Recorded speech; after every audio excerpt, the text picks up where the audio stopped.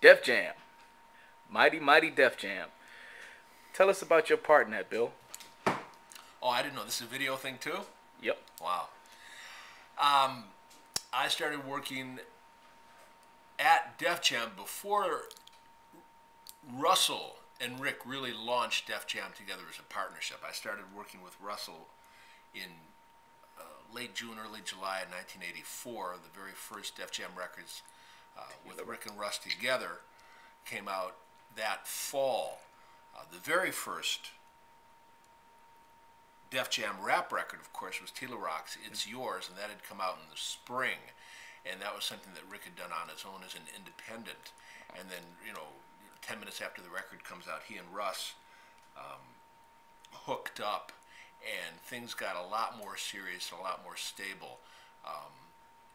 They just got a lot more real in terms of being a record label, because Russell was going to make it real in a way that Rick couldn't. Rick was still a college student at New York University, but Russell was somebody, who was an artist manager, and he'd been messing with the record business as an artist manager since 1979, when he got Curtis Blow, the first major label deal for a rapper at Mercury Records.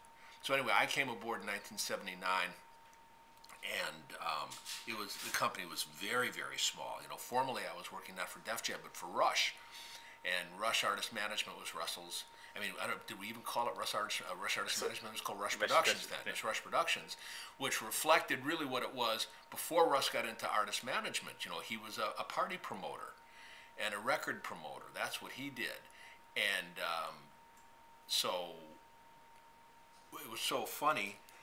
My background was as a journalist, and Russell invited me to work with him, but he didn't really have a clear idea about what I might be able to do for him. And so I had to define my job for myself, and I'd never worked as a publicist, but I thought, well, Russ could use it. At that time, he had Run DMC. He was managing Run DMC with his younger brother, Run. He had Houdini, he had Curtis Blow, he had Jekyll and Hyde. All of these groups had label deals and were putting out records, but